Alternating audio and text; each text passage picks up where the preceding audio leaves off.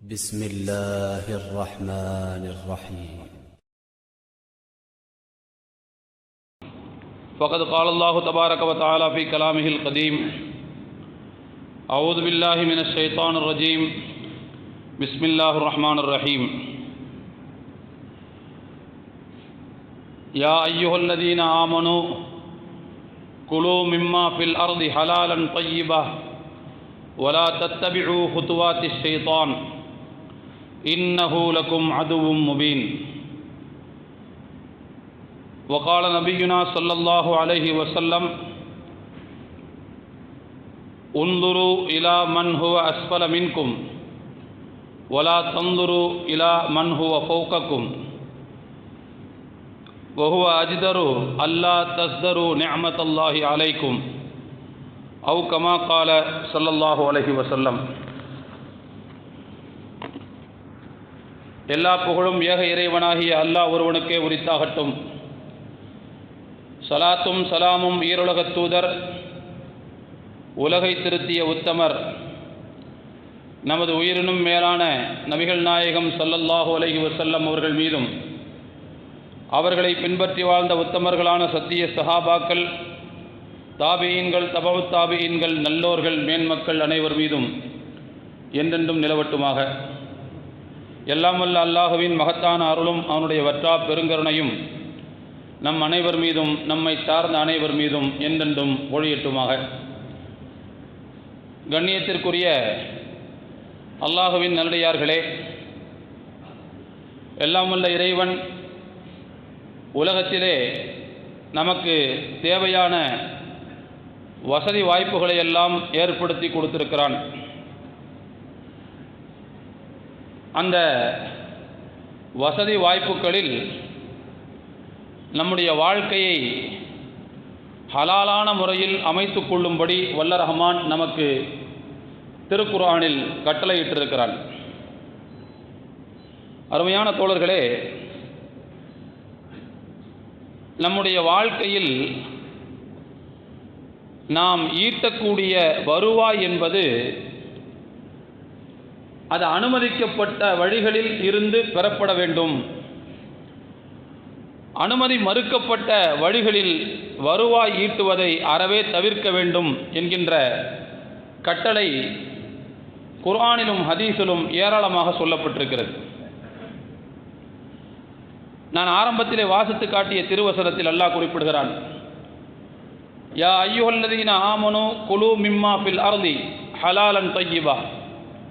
இறை நம்பிக்கை கொண்டவர்களே, இந்த பூமியில் உள்ளவற்றில் எது அனுமதிக்கப்பட்டதோ, எது தூய்மையானதோ அதை மட்டுமே நீங்கள் உண்ணுங்கள். வலா தத்தபிஉ குதுவாத்தி ஷைத்தான். ஷைத்தானின் அடிச்சுவடுகளை நீங்கள் பின்பற்றி விடாதீர்கள். இன்னஹு லக்கும் அதுவும் முபீன். அவன் உங்களுக்கு பகிரங்கமான விரோதியாக இருக்கிறான் என்று குர்ஆன் சுட்டிக்காட்டுகிறது. அல்லாஹ் நாம் அனுபவிப்பதற்கு, உண்ணுவதற்கோ உடுத்துவதற்கோ அல்லது வேறு வகையான பயன்பாடுகளுக்கோ நாம் எடுத்துக்கொள்ளக்கூடிய பொருட்கள் என்பது அதில் 2 அம்சங்கள் இருக்க வேண்டும் என்று இந்த வசனம் சொல்கிறது. ஒன்று, அது அனுமதிக்கப்பட்ட ஒன்றாக இருக்க வேண்டும்.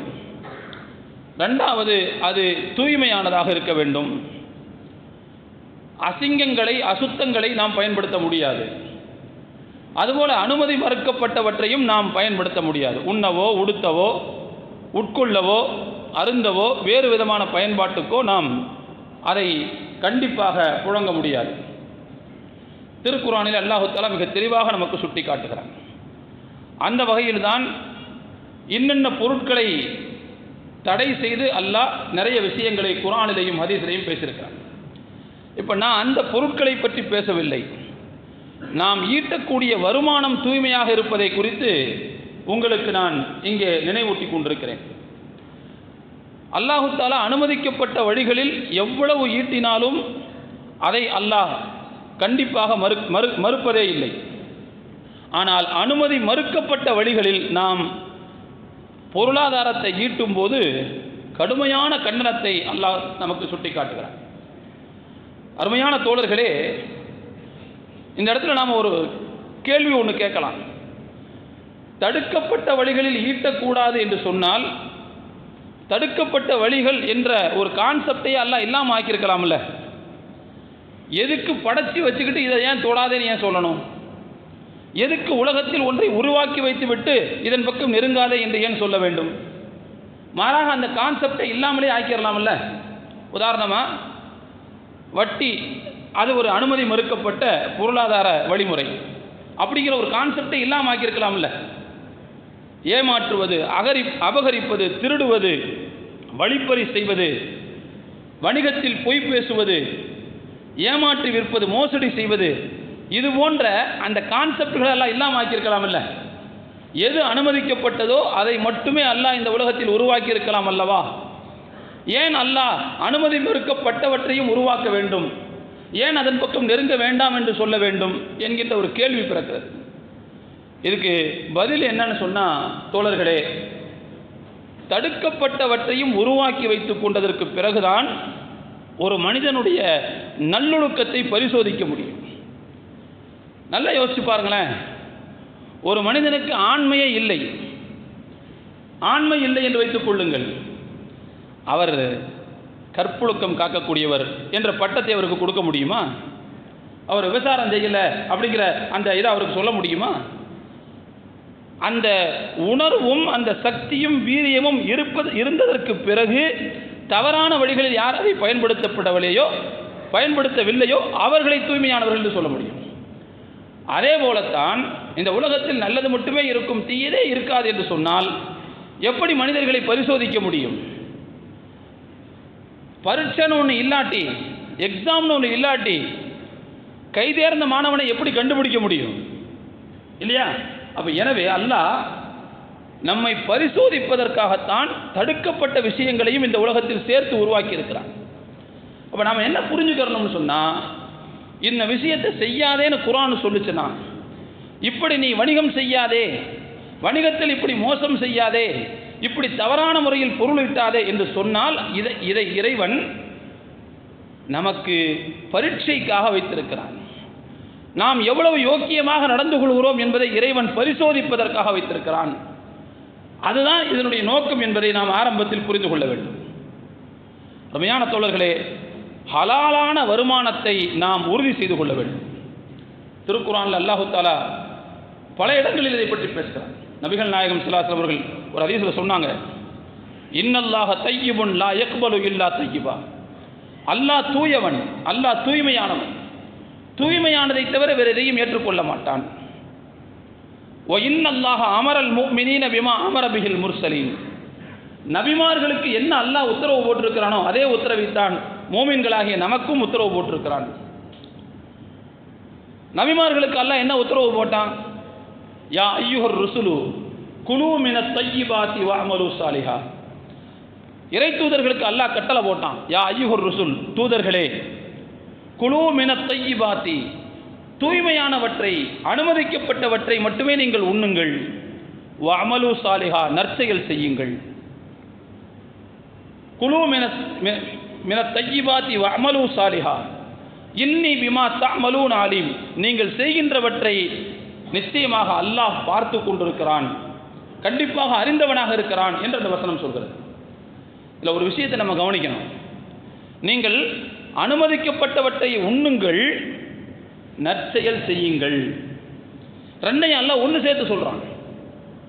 அப்படின்னா ஒரு மனிதன் அமல சாலிக செய்கிறதுக்கும் அவன் சாப்பிட்ற உணவுக்கும் அவன் பயன்படுத்துகிற பொருட்களுக்கும் தொடர்பு இருக்குதுன்னு அர்த்தம்.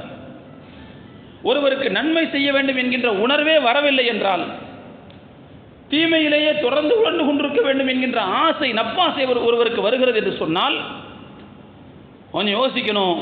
உணவு ஏற்படுத்தக்கூடிய வீரியம் என்பதை நாம் புரிந்து கொள்ள வேண்டும். நாம் நினைக்கிறோம் உணவு என்பது வெறுமனே உட்கொள்கிறோம், உள்ளே அது செரிமானமாகி சத்துக்களை பிரித்தெடுத்து விட்டு கழிவாக வெளியேற்றி விடுகிறோம் என்று நாம் நினைக்கிறோம். அல்ல, உணவிலிருந்து தான் உணர்வுகள் பிறக்கின்றன, உணர்வுகளும் உணவிலிருந்து தான் பிறக்கிறது. அதனால தான் மார்க்கம் சொல்லுது, சாப்பிடக்கூடிய உணவுல, பயன்படுத்தப்படக்கூடிய பொருட்களில், வரக்கூடிய வருவாயில் நீங்கள் கவனமாக இருங்கள் என்று சொல்கிறது. அது மட்டுமல்ல, இந்த ஆயத்தில் அல்லாஹ் திரும்பவும் சொல்றான், நீங்கள் எதை செய்து கொண்டிருக்கிறீர்களோ அதை அல்லாஹ் நன்கறிந்தவனாக இருக்கிறான் என்று குர்ஆன் சொல்கிறது. அப்போ நாம் தவறான வழியில் ஈட்டும் போது அதை இறைவன் அறிந்து கொண்டிருக்கிறான், அதை கணக்கெடுத்துக் கொண்டிருக்கிறான் என்கின்ற எச்சரிக்கையும் இதில் இருக்கிறது. அதே போல அருமையான தோழர்களே, பொதுவான மூமின்களுக்கு அல்லாஹ் சொல்கிறான், யா அய்யுஹல்லதீன ஆமனு குலூ மின் தய்யிபாத்தி மா ரஸக்னாக்கும், நாம் உங்களுக்கு வழங்கிய தூய்மையான வாழ்வாதாரங்களிலிருந்து நீங்கள் உட்கொள்ளுங்கள், பயன்படுத்திக் கொள்ளுங்கள், அனுபவித்துக் கொள்ளுங்கள். அப்போ இறை தூதர்களுக்கு சொல்லும் போதும் தூய்மையானதை ஹலாலானதை நீங்கள் சாப்பிடுங்க, பயன்படுத்துங்கன்னு சொல்கிறான். பொதுவான மூமின்களுக்கு சொல்லும் போதும் நாம் உங்களுக்கு வழங்கிய தூய்மையான அனுமதிக்கப்பட்ட வாழ்வாதாரங்களையே பயன்படுத்துங்கள் என்று அல்லாஹ் சொல்கிறான்.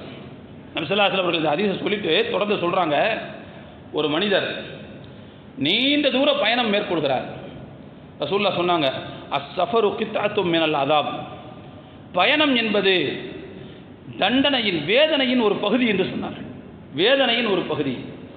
ஏனென்றால் எவ்வளவுதான் நம்முடைய பயணம் சொகுசு பயணமாக இருந்தாலும் நம்ம நேரத்துக்கு சாப்பிட முடியாது, நாம் நினைக்கிறத சாப்பிட முடியாது, நினைக்கிற மாதிரி நாம் ஓய்வெடுக்க முடியாது.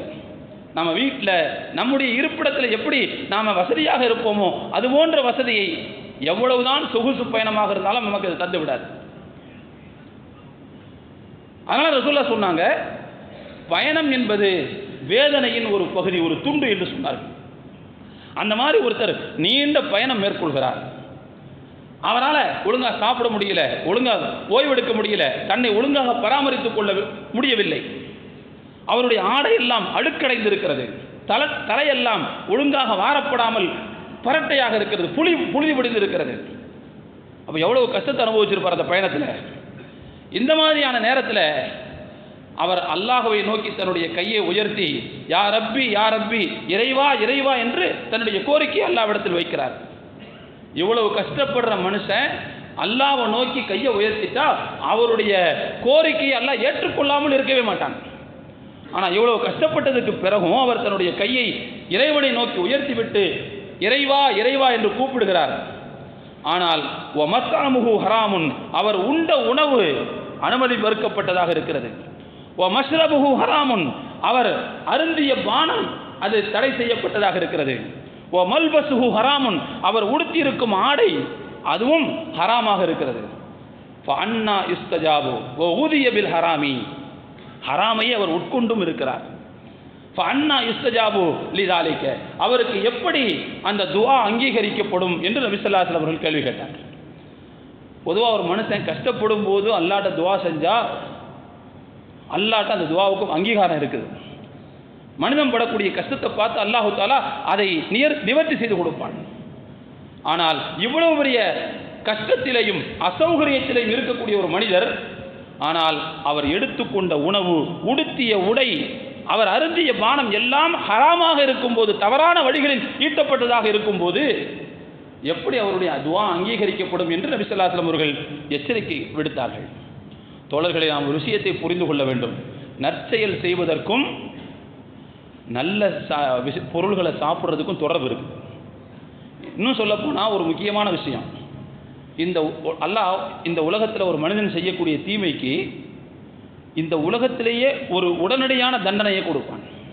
அதே போல ஒரு மனிதன் செய்யக்கூடிய நன்மைக்கும் இந்த உலகத்திலேயே உடனடியான ஒரு நன்மையை எல்லாம் கொடுப்பான். மறுமையில் இருக்கிற அந்த தண்டனை வெகுமதி வேற, இந்த உலகத்திலே உடனடியாக ஒரு தண்டனை, உடனடியாக ஒரு வெகுமதி உண்டு. நன்மைக்கு இறைவன் தரக்கூடிய உடனடி வெகுமதி என்னன்னு சொன்னால் அதே நன்மையை திரும்ப செய்ய வைப்பான். தீமைக்கு இறைவன் தரக்கூடிய உடனடி தண்டனை என்னன்னு சொன்னால் அதே தீமையை மறுபடி செய்ய வைப்பான். ஒருத்தர் திரும்ப திரும்ப ஒரு தீமையை செய்தால் அந்த மனிதர் புரிந்து கொள்ள வேண்டும், நாம் டேஞ்சர் ஜோனில் இருக்கோம் அப்படின்னு புரிஞ்சுக்கணும். ஏன்னா இறைவன் நாம் செய்த தீமைக்கு நமக்கு தண்டனை தந்து கொண்டிருக்கிறான் என்று புரிந்து கொள்ள வேண்டும். எதுக்கு சொல்ல வரேன்னு சொன்னால், நாம் எடுத்துக்கொள்ளக்கூடிய உணவு, நாம் ஈட்டக்கூடிய வருமானம் ஹராம் என்கின்ற பாவமாக இருக்குமேயானால் திரும்ப திரும்ப அதிலேயே உழலக்கூடிய ஒரு சூழ்நிலை எல்லாம் ஏற்படுத்தி விடுவான். அதிலிருந்து நம்ம வெளியேறணும்னு நினைச்சா கூட அதில் வெளியேற முடியாத ஒரு சூழ்நிலை எல்லாம் ஏற்படுத்தி விடுவான். அதை நாம் நமக்கு நாமே அதை ஜஸ்டிஃபை பண்ண ஆரம்பிச்சிடலாம், சரி காண ஆரம்பிச்சிடலாம். என்ன செய்ய முடியும், பிள்ளைங்க கொஞ்சாதி பிள்ளைலாம் வீட்டில் பசியாக இருக்குமே, செலவுலாம் அதிகமாக போச்சு, இப்படி சம்பாதிச்சாதான் முடியும்னு அதை நமக்கு நாமே சரி கட்டி கொள்ள ஆரம்பித்து விடுவோம். அதிலிருந்து வெளிவருவதற்கான வாய்ப்பே இல்லாமல் போய்விடும். எனவே அருமையான தோழர்களே, இந்த விஷயத்தில் மிக கவனமாக இருக்க வேண்டும் என்பதை நான் இந்த இடத்துல தெரிவித்துக் கொள்கிறேன். பெருமானார் ஸல்லல்லாஹு அலைஹி வஸல்லம் அவர்கள், அவங்கள பற்றி ஒரு செய்தி ஒன்று வருது. ஒரு நாள் பெருமானார் ஸல்லல்லாஹு அலைஹி வஸல்லம் அவர்கள் வீட்டில் படுத்திருந்தாங்க. அவங்க படுத்திருந்த பாய்க்கு அவங்க முதுகு கீழே பார்த்தா ஒரு பேரிச்சம்பழம் கிடந்திருக்கு. எடுத்து சாப்பிட்டாங்க. கீழே கிடக்குதுன்னு எடுத்து சாப்பிட்டாங்க. வீட்டில் சாப்பிட்டாங்க, படுத்தாங்க. அன்னைக்கு ராத்திரி ஃபுல்லாக தூக்கமே வரல ரசூலுல்லாஹ்க்கு. இந்த ஹதீஸ் புகாரிலாம் வருது, முஸ்னத் அஹ்மதுலாம் வருது. அன்னைக்கு ராத்திரி ஃபுல்லாக தூக்கமே வரல. புரண்டு புரண்டு படுத்துக்கொண்டே இருக்கிறார்கள். இரவின் இறுதி பகுதி வந்து விட்டது. அப்போதும் புரண்டு புரண்டே படுத்துக் கொண்டிருக்கிறார்கள். தூங்கவே இல்லை. பக்கத்தில் படுத்திருந்த மனைவி இதை பார்த்து அவர்கள் திடுக்கூற்று எழுந்து, ஏன் இப்படி தூங்காம புரண்டு புரண்டு படுத்துக்கிட்டே இருக்கீங்க? நபி ஸல்லல்லாஹு அலைஹி வஸல்லம் சொன்னாங்க, இன்னி வஜத்து தம்ரத்தன் தஹ்த ஜம்பி, நான் என்னுடைய விலாப்புறத்திற்கு கீழே ஒரு பேரித்தம்பழத்தை வீட்டில் பார்த்தேன், எடுத்து சாப்பிட்டு விட்டேன். அது ஜகாத்தாக வந்த பழங்களில் ஒன்றாக இருக்குமோ என்று நான் அஞ்சுகிறேன். முஹம்மது ஸல்லல்லாஹு அலைஹி வஸல்லம் உடைய குடும்பமாகிய நமக்கு ஜகாத் என்பது தடுக்கப்பட்டது, ஹராம். எனவே நான் எடுத்து உண்ட அந்த பேரிச்சம்பழம் ஜக்காத்திலிருந்து வந்ததாக இருக்கலாமோ என்கின்ற அச்சம் என்னை இன்று இரவு முழுக்க தூங்க விடாமல் தவிக்க வைக்கிறது. ஒரே ஒரு பேரிச்சம்பழம், அதுவும் கன்ஃபார்ம் இல்லை, சதக்காவுடைய பொருள் தான், ஜக்காத்துடைய பொருள் தான் என்பது கன்ஃபார்ம் இல்லை. அப்படி இருக்குமோ என்கின்ற ஒரு ஐயமே ஒரு மனிதனுடைய தூக்கத்தை, இரவு தூக்கத்தை தொலைப்பதற்கு போதும் என்று சொன்னால், நம்மெல்லாம் ஹராமான வருவாய் விஷயத்தில் எவ்வளவு பேணுதலாக இருக்க வேண்டிய தேவை இருக்கிறது என்பதை நான் உங்களுக்கு நினைவுபடுத்த ஆசைப்படுகிறேன். அருமையான தோழர்களே, இதே போல இன்னொரு சந்தர்ப்பத்தில் பள்ளிவாசல்ல தர்மமாக வந்த பேரிச்சம்பழ குவியல், பெருமானார் ஸல்லல்லாஹு அலைஹி வஸல்லம் அவர்கள் தன்னுடைய பேரப்பிள்ளை ஹசன் ரலியல்லாஹு அன்ஹு அழைச்சிட்டு வர்றாங்க. சின்ன பிள்ளை கூப்பிட்டு வர்றாங்க. ஒரு பிள்ளை என்ன செய்யும்? முட்டாயை பார்த்தவொன்னே ஓடி போய் எடுக்கும்ல. அதே மாதிரி இந்த பேரிச்சம்பழத்தை அவனை பார்த்தவொன்னே எடுத்து வாய்க்குள்ள போட்டுருச்சு. ஹசன் ரலியல்லாஹு அன்ஹு சின்ன பிள்ளை எடுத்து போட்டாங்க வாயில. பெருமானார் ஸல்லல்லாஹு அலைஹி வஸல்லம் சொன்னாங்க, கேக் கேக், உடனே துப்பு துப்பு, கீழே துப்புங்கிறாங்க. துப்பு துப்புங்கிறாங்க. எந்த புள்ள சாக்லேட்டை வாயில போட்டு கீழே துப்பும்? எந்த நம்ம வீட்டில் ஒரு புள்ள சாக்லேட் வாயில போட்டால் துப்புமா? என்ன செய்வோம்? உடனே பக்கத்தில் போய் வாயில கையை விட்டு தொலாவி வெளியே எடுப்போம்ல. பெருமானார் ஸல்லல்லாஹு அலைஹி வஸல்லம் அதே மாதிரி போகிறாங்க. வாய்க்குள்ள கையை விட்டு தொலாவி வெளியே விடும். ரசூலுல்லாஹ் சொன்னாங்க, முஹம்மது ஸல்லல்லாஹு அலைஹி வஸல்லம் குடும்பமாகிய நமக்கு ஜகாத் பொருள் ஹராம் என்பது உனக்கு தெரியாதா என்று கேட்டார்கள். யார்கிட்ட? நம்மளை மாதிரி வளர்ந்த ஆள்கிட்ட கேட்கல, சின்ன பிள்ளைகிட்ட கேட்குறாங்க ரசூலுல்லாஹ். அப்படின்னா தோழர்களே, அந்த வயசிலிருந்தே ஹலால் ஹராமை சொல்லி வளர்க்க வேண்டிய தேவை இருக்கிறது அப்படிங்கிறத பெருமானார் ஸல்லல்லாஹு அலைஹி வஸல்லம் அவர்கள் உணர்த்துகிறார்களா இல்லையா? இது எவ்வளவு பெரிய முக்கியமான விஷயம் என்பதையும் நாம் இங்கே புரிந்து கொள்ள கடமைப்பட்டிருக்கிறோம். உண்மையான தோழர்களே, ஹராமான வருவாய் என்பது அதன் மூலமாக இந்த உடல் வளருமேயானால், இந்த அறிவு வளருமேயானால், இந்த மனம் வளருமேயானால், நிச்சயமாக அந்த வளர்ச்சி அல்ல, அது வீக்கம் என்பதை புரிந்து கொள்ள வேண்டும். வளர்ச்சிக்கும் வீக்கத்துக்கும் வித்தியாசம் இருக்கிறது. வளர்ச்சி என்பது படிப்படியாக வரும், நிலைத்து நிற்கும். ஆனால் வீக்கம் என்பது உடனே வரும், சட்டுன்னு உடஞ்சி போயிடும். நாம் புரிந்து கொள்ள வேண்டும், ஹராமான வருவாயினால் வரக்கூடிய வளர்ச்சி என்பது வளர்ச்சி அல்ல, வீக்கம் என்பதை புரிந்து கொள்ள வேண்டும். எப்போ வரும் எப்போ போகும்னு சொல்ல முடியாது. அதனால தான் அருமையான தோழர்களே, ஹராமான வருவாய் விஷயத்தில் நம்முடைய மூத்த தலைமுறை அறிஞர்கள், நம்முடைய சலஃபு சாலிஹீன்கள் மிகவும் பக்குவமாக இருந்திருக்கிறார்கள். அவர்கள் மட்டுமல்ல, அவருடைய குடும்பத்து உறுப்பினர்களும் அதில் பக்குவமாக இருந்திருக்கிறார்கள். ஏன்னா அது நம்முடைய உடலிலும் பாதிப்பை ஏற்படுத்தும், நம்முடைய உள்ளத்திலும் பாதிப்பை ஏற்படுத்தும், நம்முடைய வளர்ச்சியில் மிகப்பெரிய பாதிப்பை ஏற்படுத்தும். அருமையான தோழர்களே, நாம் புரிந்து கொள்ள, நான் அந்த இடத்துல ஹராமான வருவாய்ங்கிறது வெறும் வியாபாரத்தை மட்டும் சொல்லேன்னு புரிஞ்சுக்கிற வேணாம். பல வகை இருக்குது. தடுக்கப்பட்ட பொருளை விற்பனை செய்வதும் அப்படித்தான். அனுமதிக்கப்பட்ட பொருளை தவறான முறையில் விற்பது, மோசடி செய்து விற்பது, பொய் சொல்லி விற்பது, பொய் சத்தியம் செய்து விற்பது, ஏமாற்றி விற்பது, இதில் வரும். இது மட்டுமல்ல, மாச சம்பளக்காரங்களும் உள்ளே வருவாங்க. எப்படின்னா, குறிப்பிட்ட வேலையை செய்யாமலேயே சம்பளம் வாங்குற சில பேர் இருக்காங்க. போய் ஆஃபீஸுக்கு போய் கையெழுத்து மட்டும் போட்டு உட்காந்து ஓபி அடிச்சுட்டு செய்கிறது போகிறது. அந்த மாதிரி சில பேர் இருப்பாங்க. அதுவும் ஹராம் என்று புரிந்து கொள்ள வேண்டும். ஏனென்றால் குறிப்பிட்ட நேரம் அவர்களுக்கானது. அந்த நேரத்தில் அவர்களுக்குரிய வேலையை பார்ப்பதற்குத்தான் மாதம் இவ்வளவு ஊதியம் என்று நமக்கு நிர்ணயிக்கப்பட்டு வழங்கப்படுகிறது. அந்த நேரத்தை நாம் அவர்களுக்கு கொடுக்காமல், அந்த நேரத்தில் அவர்களுக்கு கொடுக்கப்பட்ட நேரத்தில் அந்த வேலையை செய்யாமல் நாம் அந்த ஊதியத்தை பெற்றால் அதுவும் தடுக்கப்பட்ட வருமானம் என்பதை நாம் புரிந்து கொள்ள வேண்டும். இப்படி எந்த வகையில் தடுக்கப்பட்டதாக வருவாய் இருந்தாலும் அதன் மூலமாக நமக்கு வளர்ச்சி வருவதை விட வீக்கம் தான் வரும், பாதிப்பு தான் வரும் என்பதை நாம் புரிந்து கொள்ள கடமைப்பட்டிருக்கிறோம். அதனால தான் அன்னைக்கு நம்முடைய சலஃபு சாலிஹீன்கள் ஒருவர் காலையில் கடைக்கு கிளம்பினார், வணிகத்திற்காக கிளம்பினால் அவருடைய புள்ள வந்து சொல்லுவான், அத்தா எங்கள் விஷயத்தில் அல்லாஹ்வை பயந்துக்குங்க, இத்தகில்லாஹ ஃபீனா எங்கள் விஷயத்தில் அல்லாஹ்வை பயந்து கொள்ளுங்கள், ஃபஇன்னா நஸ்பிரு அலா ஹர்ரில் ஜூஇ வலா நஸ்பிரு அலா ஹர்ரின் நார். நாங்கள் இந்த பசியின் சூட்டை எங்களால் தாங்கிக் கொள்ள முடியும், நரக நெருப்பின் சூட்டை எங்களால் தாங்க முடியாது. பசியினால் ஏற்படக்கூடிய சூட்டை கொஞ்ச நாளைக்கு தாங்கிக்கிறலாம், அது பிரச்சனை இல்லை. நீங்கள் அதனால் தடுக்கப்பட்ட வழியில் எங்களுக்கு சாப்பாடு போடணுங்கிறதுக்காக, எங்களுக்கு புழக்கத்துக்கு தரணுங்கிறதுக்காக ஹலால் ஹராமை பார்க்காம எப்படியே சம்பாதிச்சுட்டு வந்துடாதீங்க. ஏனென்றால் பசி என்கின்ற உஷ்ணத்தை எங்களால் தாங்கிக் கொள்ள முடியும், ஆனால் இறைவனுடைய நரகத்தின் உஷ்ணத்தை எங்களால் தாங்க முடியாது என்று சொல்லி அனுப்புவார்கள் என்று பார்க்கிறோம். தோழர்களே, ஷாஃபி மதுஹபில் ஒரு பெரிய அறிஞர் இருந்தார், அபுல் மஆலி ஜுவைனி என்பது அவருடைய பெயர். அவங்களுக்கு இமாமுல் ஹரமைன் என்கின்ற ஒரு அடைமொழியும் இருக்கிறது, 2 ஹரம்களுக்கும் இமாமாக இருந்தவர் என்று. அவர் அசல்ல நைசாப்பூர்காரர், ஆனால் அவருடைய தகுதி தராதரம் காரணமாக மக்காவில் உள்ள ஹரம்லையும் இமாமாக இருந்திருக்காங்க, மதீனாவில் உள்ள ஹரம்லையும் இமாமாக இருந்திருக்கிறாங்க, கிட்டத்தட்ட 4-5 வருடங்கள். அதனால் இமாமுல் ஹரமைன் என்கின்ற அடைமொழி அவர்களுக்கு உண்டு. அவங்கள பற்றி ஒரு வரலாறு குறிப்பு வருது. அவங்களுடைய தந்தை ஒரு பெரிய அறிஞராக இருந்தார், ஒரு பெரிய அறிஞராக இருந்திருக்கிறார்கள். அவங்க தன்னுடைய மனைவிட்ட சொல்லுவாங்க. அப்போ அந்த ஜுவைனி என்பவர் கை குழந்தை. அவருடைய தந்தை சொல்வார் தன்னுடைய மனைவியிடத்தில்,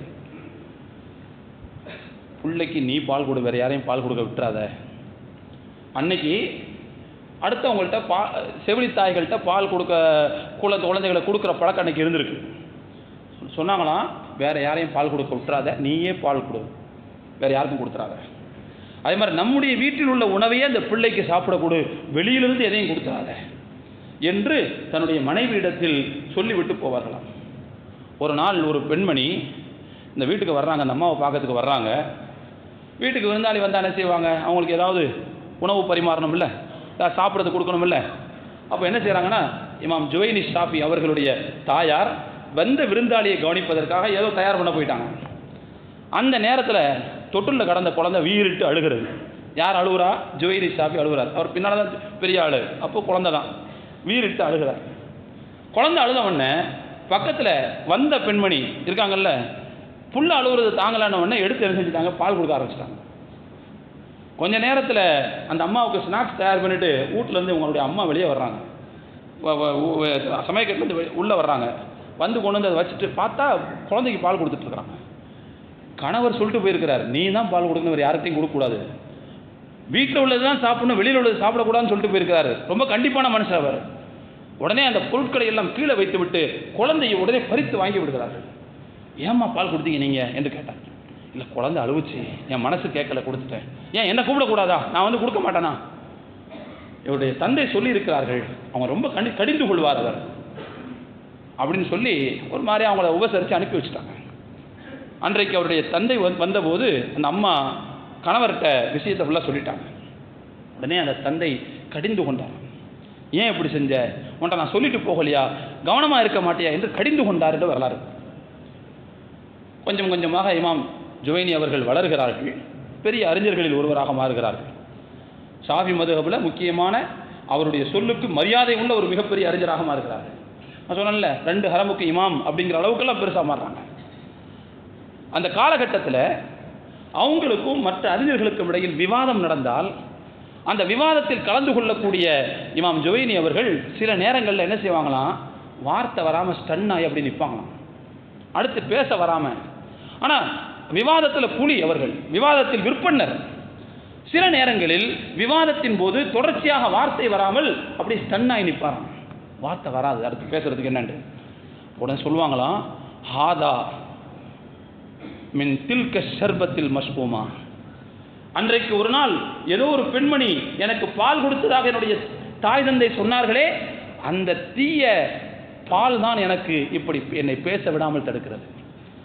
அவ்வளவு பாதுகாப்பாகவும் பக்குவமாகவும் என்னுடைய தந்தையும் தாயும் என்னை வளர்த்திருந்தும் கூட அவர்களையும் அறியாமல் என்னுடைய வாய்க்குள் போன அந்த தாய்ப்பால் தான் எனக்கு இப்படிப்பட்ட ஒரு நெருக்கடியை ஏற்படுத்துகிறது. சில நேரங்களில் நான் பேச முடியாமல் தவிக்கிறேன் என்று சொல்வார்கள். இதெல்லாம் ஆதாரப்பூர்வமாக பதிவு செய்யப்பட்ட வரலாறு இது. தோழர்களே, அனுமதி மறுக்கப்பட்ட விஷயம் என்பது எவ்வளவு பெரிய பாதிப்பை ஏற்படுத்துகிறது, எவ்வளவு பெரிய வீரியத்தை ஏற்படுத்துகிறது அப்படிங்கிறத தயவு செய்து நாம் புரிந்து கொள்ள வேண்டும். அதனால தான் தடுக்கப்பட்ட வழிகளில் வருவாய் ஈட்டுவதை அறவே தவிர்த்து கொள்ள வேண்டும்.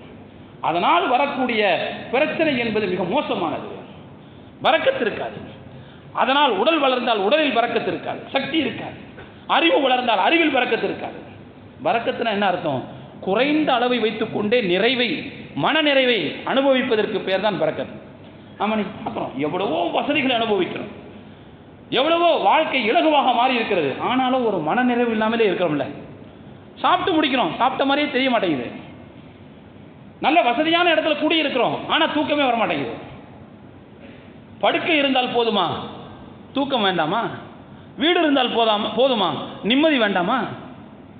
அதெல்லாம் எப்படி வரும் அப்படின்னா, ஹலாலான முறையில் இருந்தால் மட்டும்தான் அந்த நிம்மதி, தூக்கம் எல்லாத்தையும் நம்மளால் புரிந்து கொள்ள முடியும். அதனால தான் அருமையான தோழர்களே, நாம் புரிந்து கொள்ள வேண்டும். அல்லாஹ் பொறுப்பேற்றுக் கொண்ட ஒரு விஷயத்திற்காக நாம் எல்லை மீறலாமா? இந்த உலகத்தில் மனிதனை படைப்பதற்கு முன்பு, படைப்புகளை படைப்பதற்கு முன்பே 50,000 ஆண்டுகளுக்கு முன்பே அல்லாஹ் ஒவ்வொரு நபருக்கும் என்ன கிடைக்கணுங்கிறதை ஏற்படுத்திட்டான் முன்னாடியே. வமாமின் தாப்பத்தின் ஃபில் அர்தி இல்லா அலல்லாஹி ரிஸ்குஹா.